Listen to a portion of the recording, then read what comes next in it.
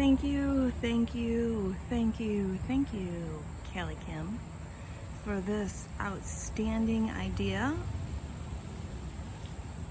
of stacking 2 tomato cages and zip tying them together. Oh my God. It was a tremendous help as I really wanted to focus on going vertically, and you really helped me to extend that goal this year. So we've got them zip tied here, and I didn't zip tie this one, I just did 3. And I found it was really better if you got one on your bottom tomato cage and then push it through to your top one on the other side of that wire. So you're kind of enforcing the strength a little bit here. But aren't these tomato cages gorgeous? The guy down the street was throwing them out. They're beautifully weathered and rusted, and it matches my little earth tonesy bronze thing going on here.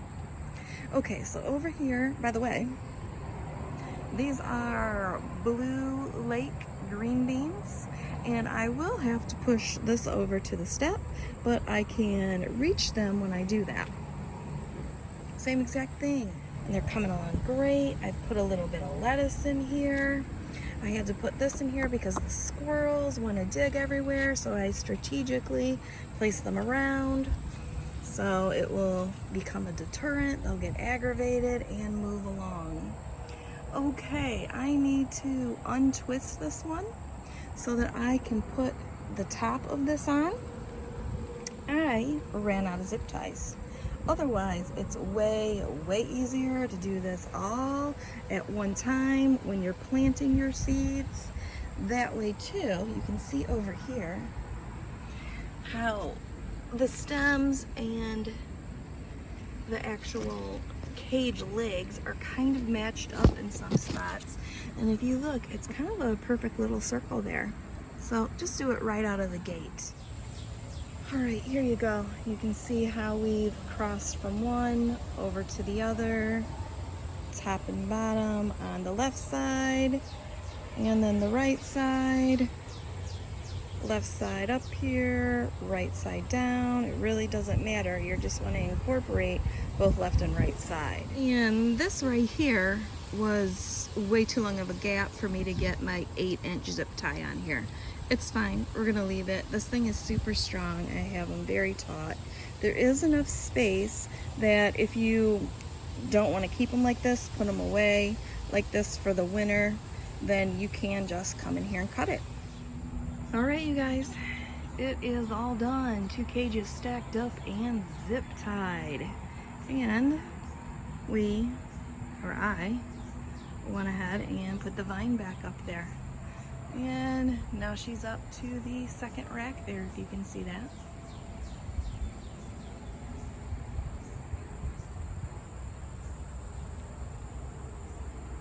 Yep, the bean makes it up here and totally needs that second tomato cage. I'm gonna let these grow just a little bit more, and then I will eventually put those down on the ground. That way I can actually pick these green beans, because right now my hand only goes to here. All right, it's pushed over to the edge to me, and I can actually get just about to the top here. And I'm gonna grab this one, and let's start training this back down.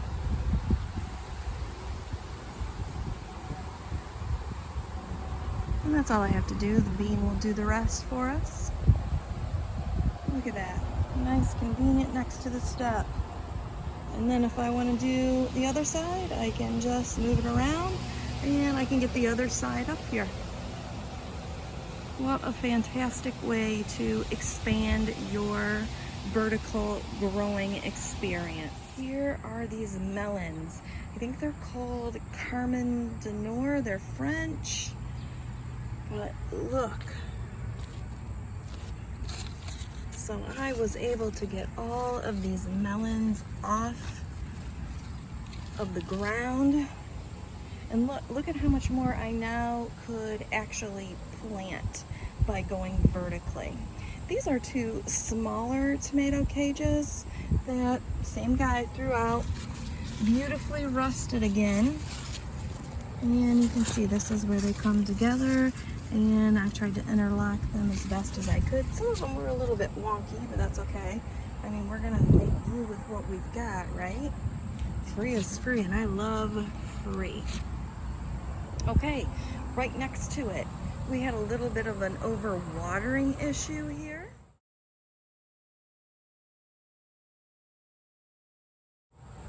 However, she's starting to come back. She's starting to show some more life. You know, some things in life, we go through some troubles and we pull ourselves back up. And this is a true chartreuse. I'm probably saying that incorrect, but I can flash the name up here.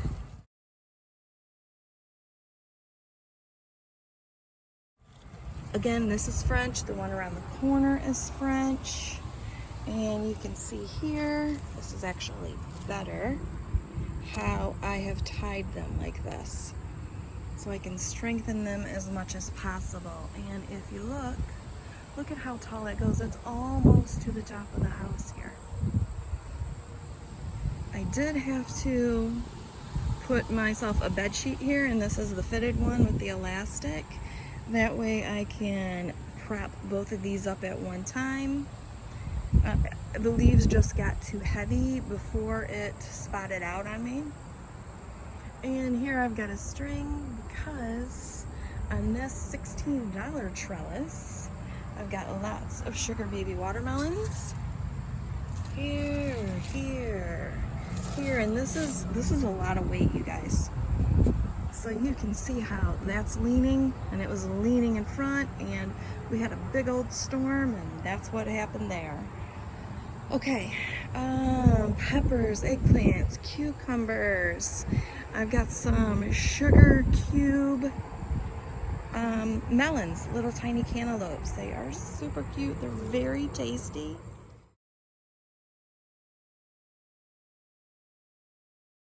Check out my Etsy shop, T-Shirt Garden Company, featuring gardening, No Mow May, sewing, tiny house, Zen meditation designs. Link in box below. But I didn't have enough. I had 12 plants. I needed one more, and I wanted to trellis them up. So again, this is what we did. Tomato cage on top of tomato cage. Inside a container with hugelkultur. I put them on top of another container because we have groundhog issues here. And I found it to be really convenient to come out here and bring my chair because I did a lot of hand pollinating. It was a great height too. And I just brought my chair and I just sort of moved the baskets like you would with a Lazy Susan. So that worked out very good for me.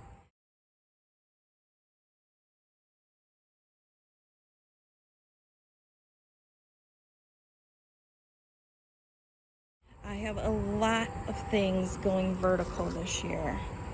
Loving it. See, here's one of those. See, here's just one of those large tomato cages with a Sweet 100 on it. Zinnias are doing fantastic. I've got some other kinds of green beans here. And this is a Hilda. Love that variety. This again is also Hilda. But I made a green bean archway. So I took two of the smaller cages that he threw out, and those were badly misshapen. Like I almost threw them out myself. So there's two on this side, two on this side, and I zip tied them in to where I could form an archway. And I just strategically have them zip tied here. And they are leaning a little bit. Again, we had high winds, but look at how beautiful that is though. And especially with those little lovebirds underneath it. So, my dear sweet CALIKIM, I want to thank you so much for that idea. And if you're out there watching, I would incorporate this into your garden plans for next year, and to be able to go vertical yourself. It has been fantastic. I've got stuff in the backyard we're not even gonna get out there because all of my double stacked tomato cages are right out here. Thank you. Just a quick video of a moment in time of this year's harvest I would like to share with you. No matter what video you're watching, that way you pretty much know I can grow some stuff. So let's start over here. Some of the smaller sugar baby watermelons, other are out there still maturing. Green beans that I am saving the seeds for, which are right here.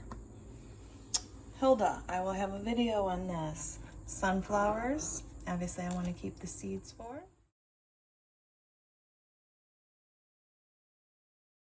I'm saving these bachelor button seeds back here. Also saving these Thai green frog finger seeds, video on that.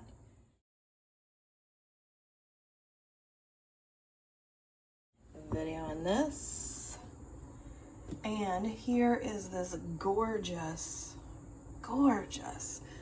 but more than that, delicious. Watch this video. All right, and Red of Florence, these torpedo-shaped scallions, super good. Sugar cube melon, look at how gorgeous and golden these are. They smell fantastic. If I just take my nose right here to the connection point, they are fabulously scented. This should be a shower gel right here.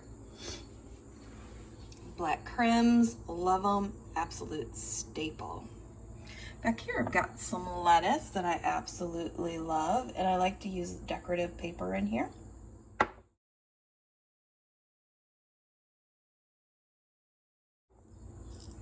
Look at all those seeds I've got in here. And also next to it, these are just the initial drying. And then when I give it a couple days, I'll put it into the jar where there's a little less airflow. And then I'll go back out and get myself some more, start the process all over again. Look at these zinnias and this cute little girl. And here's the cut flower zinnias that I decided to make a little, somewhat of an arrangement from. In this super cute little kitty cat vase. Okay, and here is True Chartreuse melon. This was so good, you guys. And I've got it labeled. I've also got the original seeds, and I've got seeds from a couple years ago because, like what Phoebe says, it's always good to back up your backup. So that's what I like to do with seeds, and I like to label the year so I know what's up.